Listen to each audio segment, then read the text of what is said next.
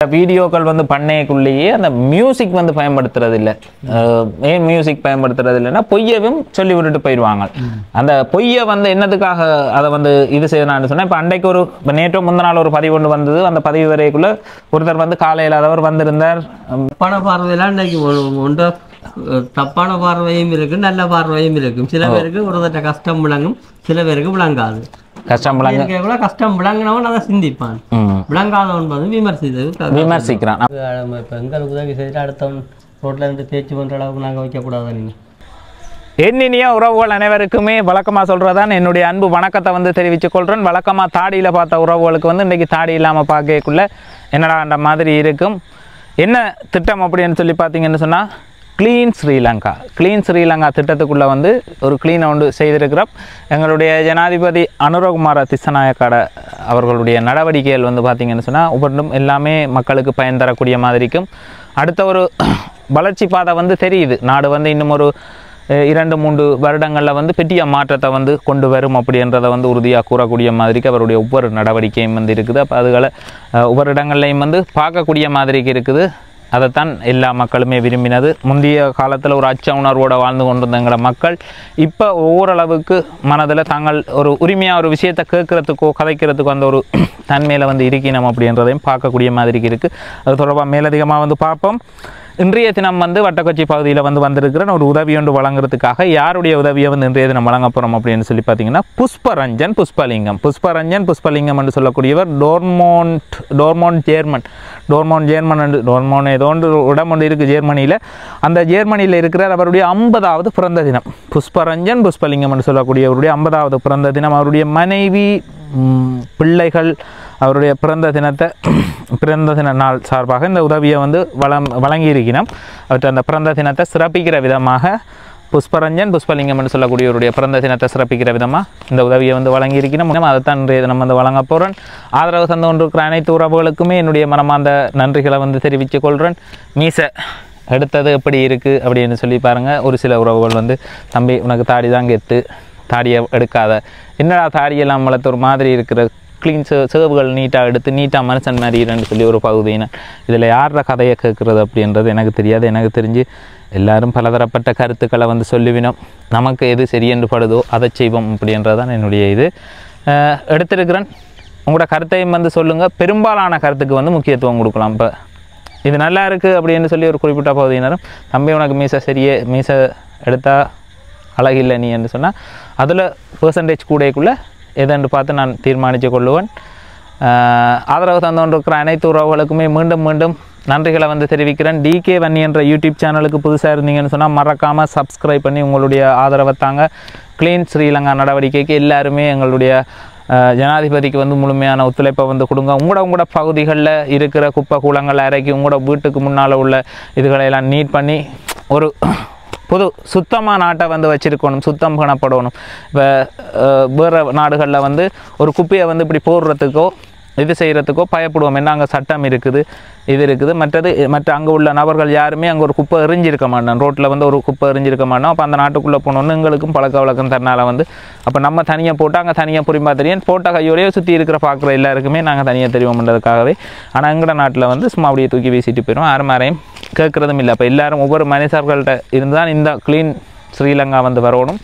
ஆனால் அங்கே தனியாக ஒரு நபர் 2 பேர் ஒரு குழு முடிவெடுத்து மாற்றம் வந்து நிகழாது. அப்போ எல்லாரும் ஒத்துழைப்பாக வழங்கக்குள்ளே எங்களோட நாடு பார்த்துருக்க ஒரு சுத்தமான நாடாக வந்து இருக்கும். நான் இந்தியா திருச்சிக்கு வந்து உடுப்படுக்கிறதுக்காக போயிருந்தேன்.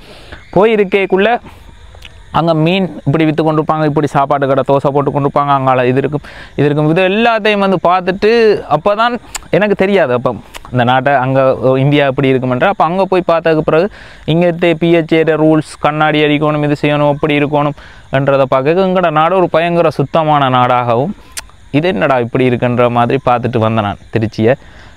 அப்போ நான் வாழ்ந்த சூழல் அப்படி. அங்கே போய் பார்க்க அங்கே ஒரு குப்பைத்தனமாக அது மக்கள் தொகை அதிகரிச்சிருக்கலாம். பஸ் ஸ்டாண்ட் எடுத்துக்கொண்டால் பஸ் ஸ்டாண்டில் பார்த்தா அங்கங்கே யூரின் பாஸ் பண்ணி மனம் மூத்திர சந்தைன்னு சொன்னால் அதுதான் மூத்திர சந்து, இதெல்லாம் மூத்திர சந்து இல்லை, அந்த மாதிரி இருக்கும். வாங்க இன்றைய தினம் வழங்க வேண்டிய உதவியை வந்து வழங்குவோம். வீட்டுக்காரர் வணக்கம் அண்ணன். ஷர்ட் இல்லையா? ஷர்ட் ஒன்று எடுத்து போடுங்க. க்ளீன் ஸ்ரீலங்காவா? வேலை திட்டம் ஆரம்பிச்சிட்டிங்க அவரோடக்கு க்ளீன் ஸ்ரீலங்கா வேலை திட்டம் ஆரம்பிச்சிட்டிங்க அவரோடக்கு எல்லாருக்குமே நானும் அண்ணாவும் வந்து அன்பு வணக்கங்களை வந்து தெரிவிச்சு கொள்கிறோம். என்னண்ணா என்ன பேர் உங்களோட பேர்? என் பேர் ராசரத்னம் ஆண்டனி. ராசரத்னம் ஆண்டனி என்று சொல்லக்கூடிய அண்ணா வந்து சந்திச்சிருக்கிறோம். அண்ணா ஒரு முன்னாள் போராளி, தற்சமயம் வந்து ஒரு செக்யூரிட்டி வேலை வந்து செக்யூரிட்டி வேலை செய்கிறீங்க, நான் செக்யூரிட்டி கார்டாக வந்து வேலை செய்து கொண்டிருக்கிறார். அப்போ அவருடைய பதிவு வந்து போட்டிருந்தேன் நான். அவர் வந்து தன்னுடைய கஷ்ட நிலப்பாட்டை வந்து சொல்லியிருந்தார். வட்டிக்கு வேண்டியதாக வந்து வட்டிக்கு யார்கிட்டயோ வந்து பணம் வந்து வேணும்னு சொல்லி, அப்போ அதை பார்த்துட்டு அப்போ வட்டிக்கு வேணவர் தானே, இப்போ நம்ம வந்து ஒரு பதிவை வந்து போட்டால் என்ன செய்கிறது, அந்த பதிவை லோங்கா வந்து விடுவோம். ஏன்னடா ஒரு மாதத்துக்கு விடுறது, ஒரு 4 கிழமையாவது கட்டாயம் பார்க்கணும். இப்போ வந்து பதிவு செய்த எவ்வளோ நாள் வரும்? ஒரு 10-12 நாள் வரும். 10-12 நாள் தான் வரும். ஆனால் 10-12 நாள் சரி, நான் இப்படி போய்க்குள்ள ஒரு கண்ணியருக்கா பார்த்துட்டு போகணுன்றதுக்காக வந்து வந்தேன்னா, அப்போ எங்கே உங்களோட துணைவியார் எங்க? வேலைக்கு போயிட்டாங்க. அவள் என்ன வேலை? அவள் இன்றைக்கு இந்த பேங்க்ல வேலை செய்கிற அக்கா லீவ் ஆகும்.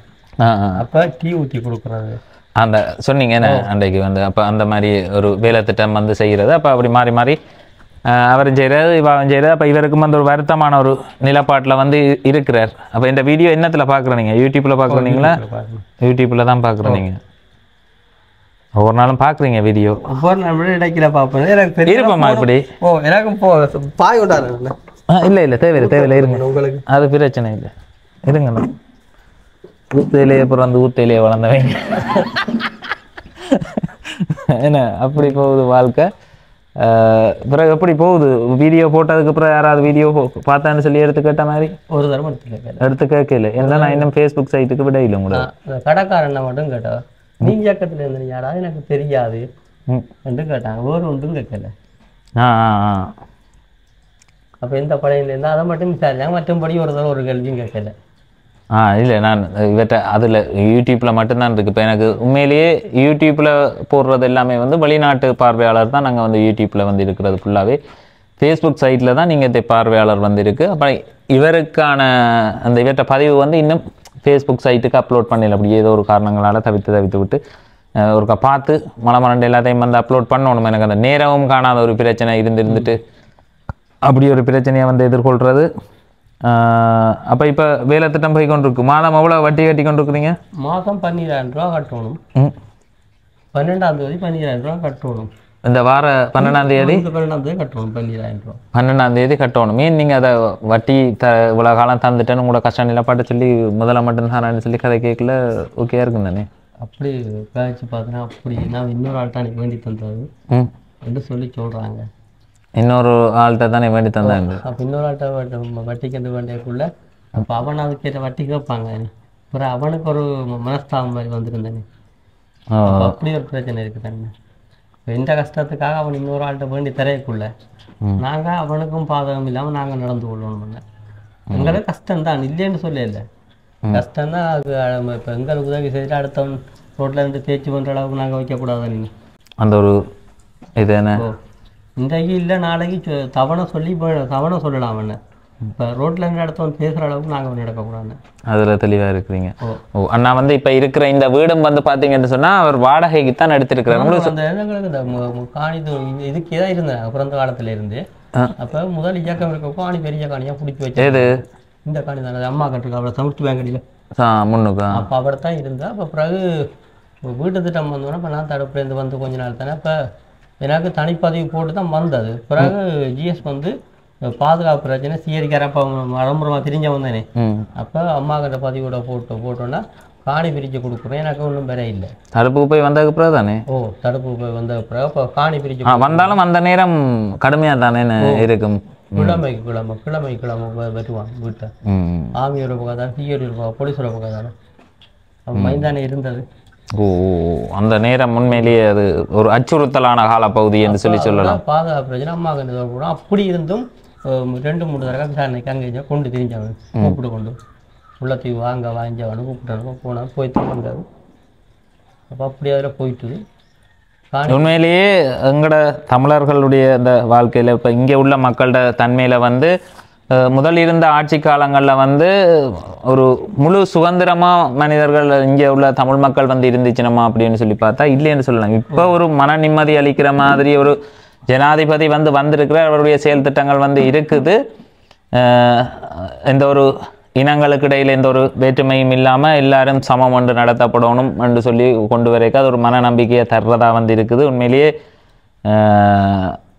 அதை எல்லாரும் சரியாக பயன்படுத்தி கொள்ளணும். இப்போ இருக்கிற இப்போ அரசியலில் நாட்டை குழப்பறதுக்கும் ஒரு சில கட்சிகள் இருக்கேன்னு ஒரு இப்போ என்னென்னு சொல்கிறது, சில விஷயங்களை கேட்டு போராட்டங்கள் நடத்துறது இது செய்கிறது எல்லாருமே எந்த காலத்தில் நடத்தி இருக்கணும் அப்படின்னு சொன்னால் நான் சொல்லுவேன். அது செய்கிறது, அதை கேட்குறோம் இதை கேட்குறோம், அதை பெற்றுத்தாங்க இதை பெற்றுத்தாங்கன்னு சொல்லி போய் நிற்கிறது, இது செய்கிறது, போராட்டங்கள் நடத்துறது எல்லாமே அவற்ற மைந்தர் ஆட்சி இருக்கேக்குள்ள இல்லை. அதுக்கு பிறகு அப்படி அந்த ஆட்சிகளில் எல்லாரும் கேட்டிருந்தா குழம்பி இருந்தால் இது செய்யலாம்.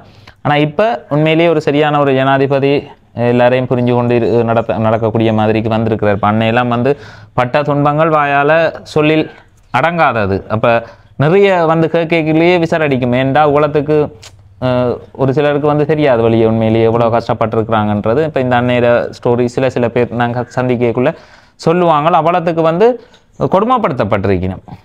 கொடுமைன்னு தான் சொல்லலாம். அது ஒரு இதுன்னு சொல்லக்கூடாது, ஒரு என்னென்னு சொல்கிறது, மனுஷன் எல்லாருமே மனிதர்கள். பொதுவாக பார்த்தா அவன் இவன் அது இது கெட்டவன் நல்லவன் இல்லை. ஒவ்வொருத்தருக்கும் தங்களோட சைட்டில் போய் கேட்டால் அவங்களுக்குன்னு ஒரு நியாயம் இருக்கும், அவங்களுக்குன்னு சொல்லி ஒரு இது இருக்கும். இப்போ ஒவ்வொருத்தருக்கும் ஒரு நியாயம். எல்லாரும் இங்கே சிறப்பான மனிதர்களாண்டா இல்லை. அவனும் வன்முறை செய்கிறான், இவனும் வன்முறை செய்கிறான். இங்கே நல்லவன்ன்றதுக்கு யாருமே இல்லை.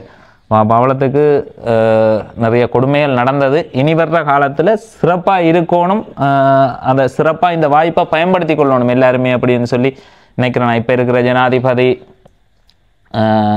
ஒவ்வொரு ஜனாதிபதி வரைக்குள்ள அவையோட ஆட்சியில் அவையில் என்னென்ன சட்டங்களை கொண்டு வரணுமோ அது நடைமுறைக்கு இருக்கும். இப்போ மைந்தர் ஆட்சின்னு சொன்னால் மைந்தர் ஆட்சியில் இது நீங்கள் விளக்கு கொளுத்த இயலாது, நினைவேந்தர் செய்ய இயலாதுன்னா செய்ய இயலாது தான், எவனும் செய்யவும் மாட்டான்.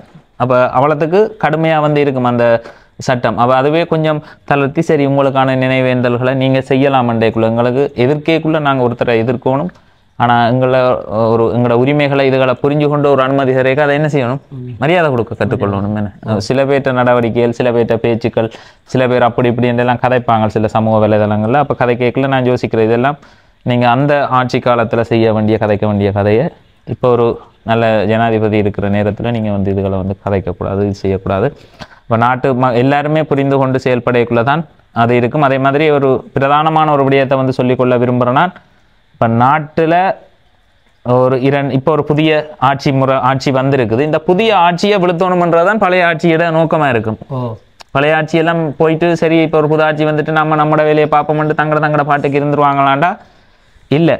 இந்த அரசியலை எப்படி மாற்றலாம், அடுத்தது அரசியல் மாற்றம் எப்படி கொண்டு வரலாம், என்ன திட்டம் போடுவாங்க போயிருந்து இவருக்கு ஒரு கெட்ட பேரை ஏற்படுத்தி கொண்டு வரணும். அப்போ கெட்ட பேரை ஏற்படுத்தி கொண்டு வரணும், இந்த ஆட்சியை குழப்பணும்னு சொன்னால் இந்த ஆட்சிக்கு அவங்க செய்யக்கூடிய ஒரே ஒரு திட்டம் பயங்கரவாதம் மீண்டும் தலை தூக்கி இருக்கு, இல்லை இப்படி ஒரு இது வருது, அவை இருக்கேக்க இது இல்லை, இங்கே இப்போ இது வந்துட்டு என்றுதான் அரசியல் செய்யலாம். இவ்வளோ காலம் ஒரு இனத்து வயசு அரசியல் தான் இருந்தது. என்ன நான் கதைக்கிறதுல பிள்ளை இருக்கு நீங்க சொல்லுங்க. அப்ப அந்த ஒரு அரசியல் நிலைப்பாட்டால இந்த மூலையில நான் யோசிக்கிற விடயமும் இதுதான். உண்மையிலேயே இப்ப இருக்கிற அரசாங்கத்தை குழப்பணும்னு சொன்னா ஏதாவது ஒரு தமிழர்கள் பக்கத்துல இருந்து ஏதாவது ஒன்றை கேட்டு அதை ஒரு நாட்டில் ஒரு குழப்பமாக கொண்டு அதை ஒரு பெரிய பிரச்சனையாக கொண்டு தான் இப்போ இருக்கிற ஜனாதிபதியை சிங்கள மக்கள் மத்தியில இருந்து ஓட்ஸை இல்லாமல் பண்ணி அடுத்த ஒரு நிலைமைக்கு தோற்று போன கட்சிகள் வரலாம்.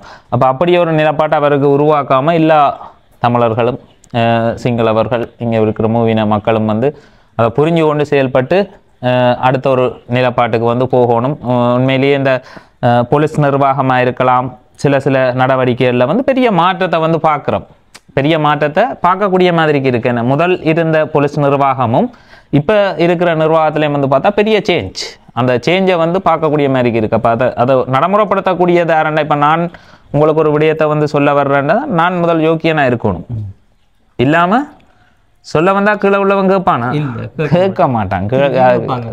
ஏன் இதெல்லாம் சொல்கிறேன்னா இந்த அன்னையாக்களோட வாழ்க்கையிலையும் ஒரு அச்ச உணர்வு, பய உணர்வு நிறைய பேர் உண்மையிலேயே சொல்கிறது தான். இந்த இயக்கங்களில் இதுகளில் இருந்த உறவுகள் இங்கே இருக்கைக்குள்ள ஒரு பயந்த ஒரு சும்மா புனர்வாழ்வு அளிக்கப்பட்டு வெளியே விட்டன்றது தான் பேரே ஒழிய, ஆனால் ஒரு பயந்த நிலையிலே இருந்தவங்க. என்ன இப்போ எப்படி உணர்றீங்க நீங்கள்? அந்த ஒரு பய உணர்வு இருக்குன்னு உண்மையிலேயே அன்னாட வாழ்க்கையில் வந்து சில சித்திரவதைகள் வந்து பட்டதாக வந்து சொல்லியிருந்தார்.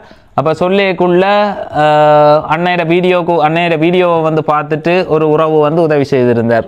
இந்த நாடுண்டா ஜெர்மனிலேருந்து ஒரு உறவு வந்து உதவி செய்திருந்தார். அப்போ உதவி செய்யக்குள்ள ஒரு சிலருக்கு இவர் என்ன செய்தார், எப்படி இருந்தார், என்ன செய்தார், இவ்வளவு துன்பங்களை அனுபவிச்சார்ன்றது தெரியாது. இப்போ வீடியோ பார்க்கன்னு தெரியாது. அப்போ இவர் அந்த இருக்கிற முகாமில் அவரும் வந்து இருந்திருக்கிறார். உங்களை கடைசியாக பிடிச்சி கொண்டு வைக்கக்குள்ள அந்த இங்கே ஒரு இடம் சொன்னார். அந்த இடத்துல வந்து இருக்கேக தானும் அந்த இடத்துல புனர்வாழ்வுக்காக வந்து வந்திருந்தது. அந்த விசாரணை செய்கிற இடத்துல அந்த இடத்துல அந்த படியனும் இருந்தால் அவன் சொல்ற விஷயம் உண்மையானதுன்னு சொல்லி அதை உறுதி செய்திருக்கிறார். இவர் வந்து உண்மைதான் சொல்றாருண்டு. அதுக்கு பிறகுதான் வந்து பார்த்துட்டு ஒரு ஆள் வந்து உங்களுக்கு என்ன செய்திச்சு, அந்த கடன் பிரச்சனையை கொடுக்க சொல்லுங்க. அவரால் முடிஞ்ச அவரும் உங்களோட இருந்து அதுக்கு பிறகு வெளியே வந்து பல இன்னல்களை சந்திச்சு அதுக்கு பிறகு வெளிநாடு போய் உழைக்கிறாருக்குள்ள அவர் பெரிய அளவில் ஒன்றும் இருக்காது. இருந்தாலும் அந்த ஆள் வந்து முன் வந்து உங்களுக்கு உதவி செய்யணும்ன்றதுக்காக அந்த படியேண்ட கடன் பிரச்சனையை முடிச்சு விடுங்கன்னு சொல்லி. அப்போ நான் வெயிட் பண்ணி ஒரு மாதம் போய் அதுக்கு பிறகு வந்து இதை கொண்டு வந்திருப்பேன். கொண்டு வரையில ஏன்னு சொன்னா வட்டி போய் கொண்டிருக்கு. அங்கால 12,000 போய் கொண்டிருக்கு. அப்ப அந்த 12,000 போற பிரச்சனையால இல்ல வேற ஆக்கலன்னு சொன்னா போட்டா ஒரு மாதம் விட்டு தான் அதுக்கு பிறகு கொண்டு போய் கொடுக்குறது. என்னடா அதுக்கிடையில ஒரு உறவுகள் வந்து வரி நம்பி பிந்தி அப்படி வீடியோ போய்க்குள்ள பார்த்துட்டு அப்படி வந்து உதவிகள் வந்து கிடைக்கிறது. அப்ப அதுக்காகவே அதை தவிர்த்து விடுறது. அப்ப இந்த அன்னாட பிரச்சனையில நான் யோசிச்சது, அப்ப அந்த அளவுக்கு ஒவ்வொரு மாதமுமே வட்டி போய் கொண்டிருக்க மாட்டேன். நீங்க அந்த வட்டி பிரச்சனையை முடியுங்க. அதை விட வேற என்ன கேட்டிருந்த நீங்க? வேற அதை விட கேட்டிருந்தாலும் என்ன, அந்த வாழ்வாதாரம் செய்து வந்தால் கொஞ்சம் நல்லா இருக்கும். ஏன்னா இப்போ நாங்கள் உழைக்கிற சம்பளத்தோடையே நாங்கள் ஏதோ ஒரு வாழ்வாதாரம் கொண்டு முன்னோக்கி போய் கொண்டிருக்கலாம். உழைக்கிறதோடய சேர்த்து ஏதாவது ஒரு வாழ்வாதாரம் இருக்கும் வந்து அப்படி ரெண்டு சப்போர்ட் பண்ணி முன்னோக்கி போகலாம். இதுல வந்து ஒன்றும் செய்து கொள்ளலாம இருக்கு. அப்போ அன்னாட பிரச்சனை அது மோட்டர் சைக்கிள் அடவுல கிடக்கு. மோட்டர் சைக்கிள் அது இப்போ 6 மாசத்துக்கு கூட அடவுல கிடக்கு. என்ன மோட்டர் சைக்கிள் வச்சிருந்தீங்க? அது 60,000 எடுத்து திருத்தி இதை உங்களோட வீடியோ போட்டோன்னு ஒரு ஆள் கால் பண்ணி அவர்கிட்ட மோட்டர் சைக்கிள் எல்லாம் நிற்கிதுன்னு சொல்லி சொன்னான். எனக்கு கால் பண்ணி சொல்ல நான் சொன்னேன் அந்த ஆள் என்ன வீடியோவில் வந்து சொல்லுது நடந்து போகிறேன்னு சொல்லி சொல்லுது, என்னென்ன அது போய் சொல்ல முடியும். சரி அப்படி இருந்தாலும் அது பிரச்சனை இல்லை, என்னென்ன போய் சொல்ல முடியுமான்னு சொல்ல. யார்கிட்ட வச்ச நீங்க? அதான் அந்த இந்த குமசல் பக்கத்துல இருக்கு. என்னத்துக்கு அடைவு வச்ச நீங்க? எவ்வளவு வச்ச நீங்க? 1,00,000. மனசுக்கு பெருத்தான் இப்போ போயிட்டேன் கடன் கூடிட்டு வட்டி காசு காசு இல்லை. மனசுக்கு பெருத்தவனோ நான் வேலைக்கு போவான்னு தான் பார்க்கணும். அவாவுக்கு தாய் தப்பன் இல்லை. அப்போ எனக்கு அவங்க வந்து பார்ப்போம் படுத்த வடக்கையில அப்போ தான் கிடந்தவன். அப்போ படுத்த வடக்கையில கிடந்த பார்க்குறது உதவி இல்லைன்னா ஒன்றும் செய்யலை. நான் வேலை நிப்பாட்டிட்டு போத்தான் பார்ப்பேன். ஒரு மாதம் வேலையை நிப்பாட்டி நான் நின்றேன்னு சொன்னா இங்கே இது கொடுக்குற பிரச்சனையாக போயிடும். இப்போ சாப்பாடு ஜாமான் பார்க்கணும், ஹாஸ்பிட்டலுக்கு போடுறாங்க போய் கொண்டு இருக்கணும். அப்போ அதுக்காக நீங்கள் வெளியிடத்துல வேண்டிட்டீங்க. வெளியிடத்துல இப்போ எனக்கு நீங்கள் முதல் பதிவில் வந்து சொன்னது வந்து இந்த 1,50,000 ரூபாயும் ஒரு 30,000 ரூபா காசு இந்த முன்விட்டு அண்ணாக்கு வந்து கொடுக்கணும் அப்படின்னு. எனக்குன்னா அது எந்த பொருள் போடுறது பிரச்சனை இல்லை தானே. என்ன எல்லாத்தையும் ஒரே தடவையில் சொன்னால் பயந்துருவாங்கன்னு சொல்லி இல்லைன்னா என்ன அது இப்போ எந்த பொருள் தானே போகுது அது பரவாயில்லைன்னு. உங்களோட பொருள் போனால் பிரச்சனை இல்லைன்னு யோசிச்சீங்க. அதைத்தான் நான் மெயினாக யோசிச்சேன். ஏண்டா இப்போ அப்படி இருக்கிற இந்த பிரச்சனையை முடிச்சிட்டா கேட்க மாட்டாங்கன்னு ரோட்ல வச்சு கேட்க மாட்டாங்க. கேட்குற அளவுக்கு இருக்கக்கூடாதுன்னு. இப்போ எங்கூட ஒரு பொருள் அழிகிறது பிரச்சனை இல்லை. பொருள் அழிகிறது பிரச்சனை இல்லை, வெளியே வேண்டின கடனை கொடுக்கணும். இப்போ அண்ணா வந்து இந்த மெயின் நோக்கம் மோட்டர் சைக்கிளையும் கொண்டே வச்சிருக்கிறார். அவர் கடன் பிரச்சனையில் வச்சுட்டார். எனக்கு வந்து சொல்லிக்கல சொன்னவர் இதுல இருந்து மறைச்சு இப்படி போனாண்டா. அப்போ அன்றைக்கு இப்படி இந்த ஒரு சிலர் வர்ற பிள்ளைகளால் ஒரு சிலர் பதிவுகளில் வந்து உண்மைத்தன்மை வந்து இருக்காது. நான் இதை வந்து பல முறை வந்து சொல்கிறேன். நான் சில வீடியோக்கள் வந்து பண்ணைக்குள்ளேயே அந்த மியூசிக் வந்து பயன்படுத்துறது இல்லை. ஏன் மியூசிக் பயன்படுத்துறது இல்லைன்னா பொய்யவும் சொல்லி விட்டுட்டு போயிடுவாங்க. அந்த பொய்யை வந்து என்னத்துக்காக அதை வந்து இது செய்யணும்னு சொன்னால், இப்போ அன்றைக்கு நேற்று முந்தின நாள் ஒரு பதிவு ஒன்று வந்தது. அந்த பதிவு வரைக்குள்ள ஒருத்தர் வந்து காலையில் அதவர் வந்திருந்தார். இவர் வந்து பிரான்ஸில் இருக்கிறார். யாரு அண்ணா வந்து பிரான்ஸில் இருக்கிறார். தான் ஒரு காவல்துறையில் இருந்தேன். அதுக்கப்புறம் போராளியாக இருந்து காயப்பட்ட நான் முதுகுல காலும் காயம், அதே நேரம் முதுகுலையும் காயம் வந்து இப்படி நடுங்கி கொண்டு இப்படி தம்பி நான் ஒரு முன்னாள் போராளி இப்படி நான் இப்போ கஷ்டப்படுறேன் இதை செய்ய நான் வந்து பார்த்துட்டு யோசிச்சேன். வேற ஆக்கள் எவ்வளவோ பேர் வர்றதெல்லாம் திருப்பி வரே சரி ஒரு முன்னாள் போராளின்னு சொல்கிறார். அப்போ அவையில் ஒரு மரியாதை இருக்குது, பொய் சொல்ல மாட்டேனம். ஒரு அப்படித்தான் எல்லா மக்கள் மத்தியில் இருக்கிற ஒரு பார்வை, நல்ல மனிதர்கள் உண்டு, அவங்க பொய் சொல்ல மாட்டாங்கண்டு. அந்த ஒரு பார்வையை கெடுக்கிற மாதிரி அவர் ஒரு சில பொய்கள் தண்ட சைட்டில் உள்ள பிள்ளையை சொல்லாமல் வெளியாக்கள் செய்த பிள்ளையை மட்டும் சொல்லிட்டு போயிட்டார். அப்போ அந்த பதிவு வந்து நீக்கி இருக்கிறேன். அந்த பதிவு வந்து எந்த பக்கத்தில் இருந்து நீக்கி இருக்கிறேன்.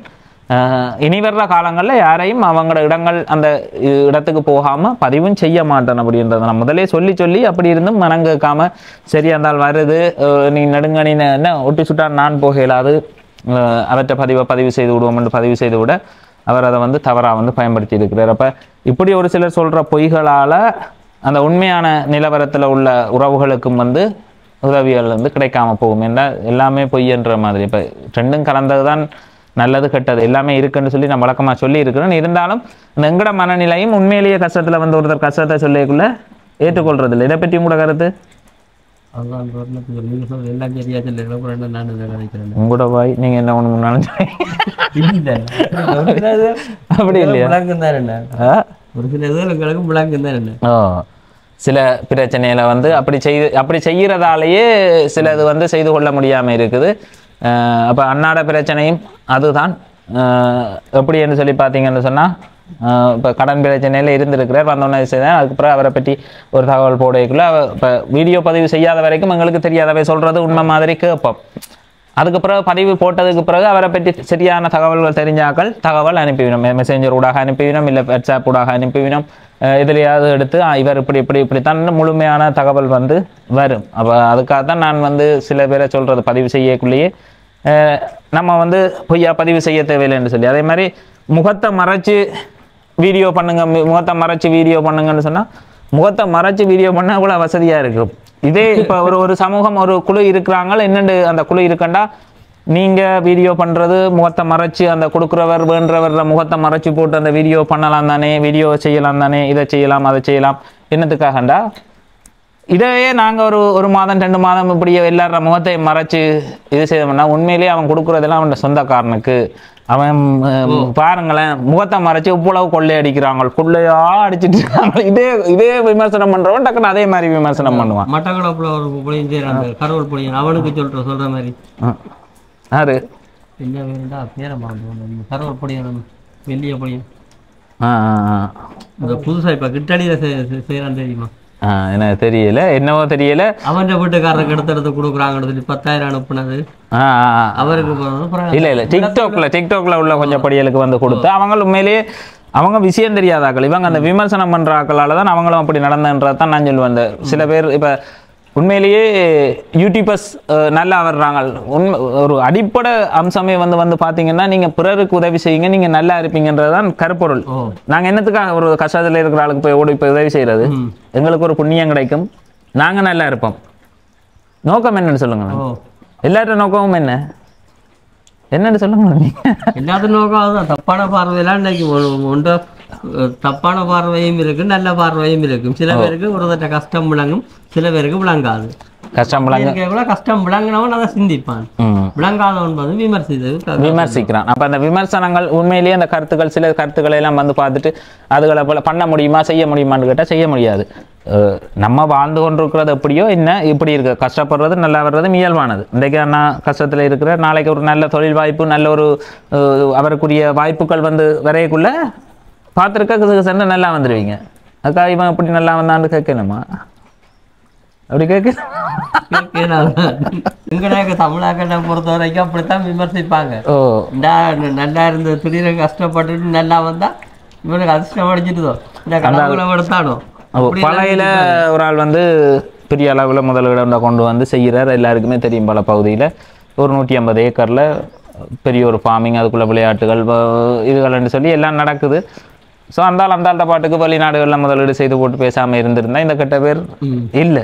அவரையும் அங்கே இருந்து இங்கே இருந்தப்போ விமர்சகர்கள் என்றவன் வந்து இங்கேயோ இருந்து வந்து கொண்டு தான் இருக்கிறான், கதைச்சு கொண்டே தான் இருப்பான். இப்போ இதை கண்ட்ரோல் பண்ண முடியாது.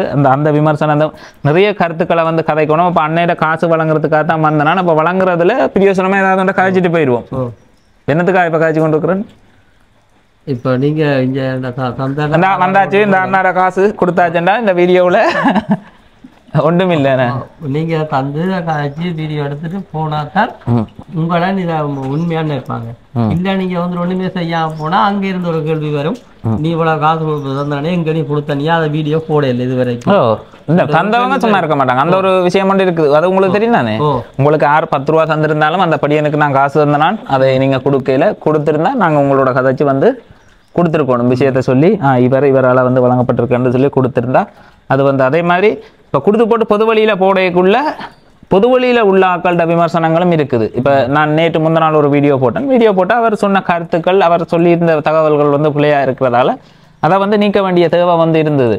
இதுவே ஒரு முகத்தை மறைச்சவற்ற கதையை போட்டிருந்தா அதை எனக்கு நீக்க வேண்டிய தேவையே இல்லை. ஏன்னாண்டா அதை உண்மையாக எல்லாரும் நம்பிட்டு போயிருப்பாங்க, எல்லாருக்கும் அப்படி காட்டிட்டு போயிருக்கலாம். அப்போ பொது வழியில் செய்கிற வேலை திட்டங்கள் வந்து நான் இப்போ இவருக்கு கொடுத்துட்டு பதிவு செய்து போட்டேன்னா அந்த வீட்டுக்காரன் பார்ப்பான், அங்கே பார்ப்பான் ரைட் அண்ணையை கண்டு ஒன்று கேட்பாங்க, என்ன மாதிரி உனக்கு கிடைச்சதா, என்ன தந்தவங்களா, என்ன நடந்தான்னு சொன்னால் அப்போ அண்ணன் வந்து உண்மையாக சொல்லுவார், தந்தாண்டா தந்தது இல்லை தர்ற மாதிரி வீடியோ எடுத்துட்டு போயிட்டாங்கடா.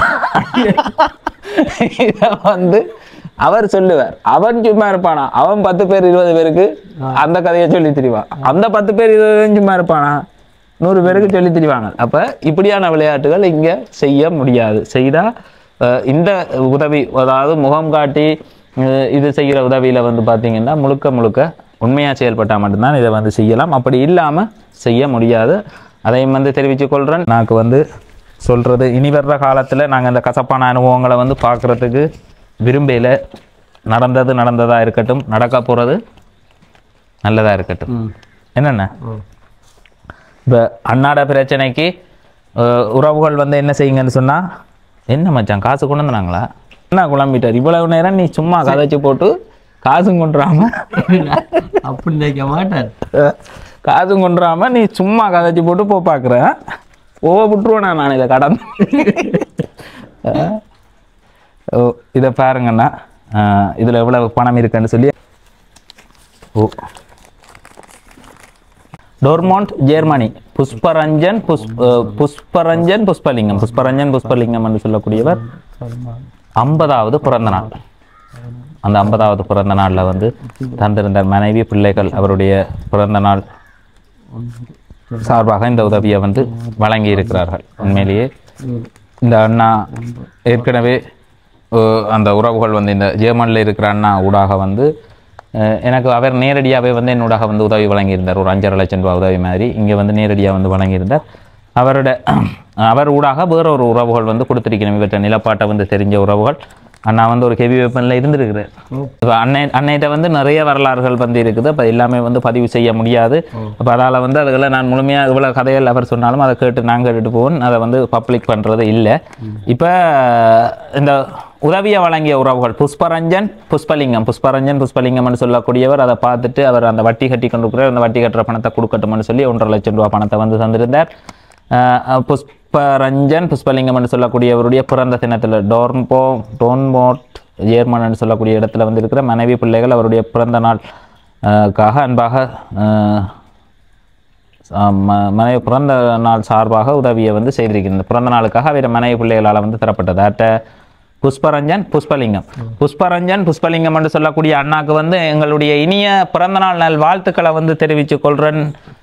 இன்னும் பல 100 ஆண்டுகளுக்கு நீங்கள் வந்து வாழணும். நிறைய உறவுகளுக்கு வந்து உதவியை வந்து வழங்கணும். அந்த உதவியை வழங்கிய அவர்களோட குடும்ப உறுப்பினர்களுக்கும் நன்றியை வந்து தெரிவித்துக் கொள்கிறேன். நீங்கள் உங்களோட சார்பாக என்னென்ன சொல்ல நினைக்கிறீங்க? அந்த அன்னைய குடும்பத்துக்கு பிறந்தநாள் வாழ்த்தை சொல்கிறோம்னா அவர் பெண்ணுகள் நல்லா வாழணும்ன்றதான் யோசிக்கிறோம். நல்லா இருக்கணும், நல்லா இருக்கணும், நல்லது செய்கிற மனிதர்கள் நல்லா இருக்கணும். அவை நல்லா இருந்தால் தான் இன்னும் நிறைய உறவுகளுக்கு வந்து உதவி செய்வினம். நல்லா இப்போ என்னென்னு சொல்கிறது, கட்டாயம் அவை நல்லா இருப்பினம், அதுதான் முறை. அதைத்தான் நிறைய பேர் வந்து விரும்புகிறாங்க. இல்லை யூடியூபர்ஸ் நல்லா இருக்கிறாங்க, யூடியூபர்ஸ் நல்ல உதவி செய்கிறாங்கள்ரா, உதவி செய்து 4 பேருக்கு நல்லது செய்து கொண்டு போவோம், அவனோட வாழ்க்கை நல்லதாக வருது. அதை பார்த்து அவன் கெட்டு போகணும்னு சொல்லி ஆசைப்பட்டா மற்றவன் அந்த உதவி. இன்றைக்கு எவ்வளவோ பேர் கேமரா தூக்கி உதவி செய்கிறாங்க, நிறைய பேர் உதவி செய்ய முன் வந்திருக்கிறாங்கன்னு சொன்னால் உண்மையிலேயே அது வந்து ஏற்கனவே இருக்கிற யூடியூபர்ஸ் நல்லா இருக்கிறது. ஒரு நல்லது செய்ய ஒருத்தன் ஆசைப்படுறதும், நான் நல்லது ஒரு பிறருக்கு கொடுத்து கஷ்டத்தில் உள்ளவர்களுக்கு கொடுத்து உதவி செய்தால், பிறருக்கு உதவி செய்தால் நாங்கள் நல்லா இருப்போம் அப்படின்றதான் எங்களுக்கு சின்னலேருந்து சொல்லப்பட்ட விஷயம். நாங்கள் நல்லா இருக்கணும் முறைப்படி. நாங்கள் இப்படி இவ்வளோ மக்களுக்கு உதவி செய்து கொண்டிருக்கிறோம். அப்போ எங்களை ஒரு சமூகம் வந்து பார்த்து கொண்டிருக்கோம். நாங்கள் நல்லா இருந்தால் தான் இன்னும் வரப்போகிற அடுத்த ஜென்ரேஷனும் 4 பேருக்கு உதவி செய்யும். மற்றவங்களும் வந்து மற்றவங்களுக்கு கொடுப்பாங்க. உதவி செய்தவன் கெட்டு போய் நடுத்தெருவில் நின்று அவனும் யாருமே பார்க்க ஆக்கள் இல்லாமல் அவன் நிற்பானா இருந்தால் யாரும் அந்த வேலையை செய்வாங்களா விரும்பி? இல்லை நீங்கள் சொல்லுங்கள். இந்த உதவி செய்ய மாட்டாங்க. கொடுக்குறவன் கெட்டு போகிறான்டா இப்போ உங்களுக்கு இந்த உதவி கூட கிடைச்சிருக்காது. கொடுக்குறவன் நல்லா இருப்பான்ன்ற ஒரு நம்பிக்கை தான் எங்களுக்கு இருக்கிறது. என்னது? கொடுக்குறவன் நல்லா இருந்தால் கொடுத்தாருக்கு குறைவில்லை அந்த கொடுத்தாருக்கு குறைவில்லை என்ற வாசகம் வந்து உண்மையாகணும். உதவி செய்கிறவங்க வந்து நல்லா இருக்கணும். சரி, இந்த உதவியை வழங்கிய அண்ணாக்கு மட்டும் நன்றிகளை வந்து தெரிவித்துக் கொள்கிறேன். பார்ப்போம், இந்த பதிவை வந்து போடுவோம். அண்ணா வந்து ஒரு பிரச்சனையை வந்து சொல்லியிருக்கிறார். அவர்கிட்ட பைக் வந்து 1 லட்சம் ரூபா அடைவில் இருக்குது. அது எந்த பொருள்னாலே போகட்டும், இது செய்யட்டும். எனக்கு ஒரு வாழ்வாதார உதவி செய்தால் சிறப்பாக இருக்குமெண்டு. அது என்ன உதவியாக இருந்தால் நல்லா இருக்கும்? ஆடு இல்லை மாடு 2 தான் எங்கேயும் உள்ள தான் தங்கச்சி வீட்லேயே கொண்டு கட்டி விட்டுட்டு கூட ஆடு இல்லை மாடு ஏதாவது பெருசாக்கலாம். அண்ணன் தானே வடிவேல் மாநில அண்ணாக்கு ஏதாவது ஒரு உதவி. உண்மையிலேயே அவர் வந்து ஒரு கஷ்டமான நிலப்பாட்டில் இருக்கிறார். அவருக்கு ஏதாவது ஒரு உதவி ஒன்று வழங்குங்க. இப்போ இது வழங்கினதே ஒரு பெரிய ஒரு புண்ணியமான ஒரு செயல்பாடு. அவருக்கு ஒரு பெரிய ஒரு கடன் முடிஞ்சது. அதை விட மேலே கேட்கறது அழகானது இல்லை. ஆனால் இருந்தாலும் அந்த கடன் வேறு உறவுகள் உங்களால் முடிஞ்சால் ஏதாவது ஒரு வாழ்வாதார உதவின்னு சொல்லி ஒரு உதவி ஒன்று வழங்கினீங்கன்னா அவர்கிட்ட கஷ்ட நிலப்பாட்டு அவர் முதல் சொல்லல பைக் வந்து அடையில் வச்சிருக்கிற கதையோ இதையும் அந்த முன்னுக்குள்ளே கொடுக்கணும். அப்போ ஏன் அதை சொல்லலைன்னு கேட்கல. அது எந்த பொருள் போனால் பிரச்சனை இல்லை. நான் இந்த விஷயத்தை அடைக்கணும்ன்றதுக்காக தான் அந்த கடனை வந்து கேட்டிருந்தேன் என்று சொல்லி கேட்டிருந்தார். சரி, நன்றி. என்ன பாருங்க.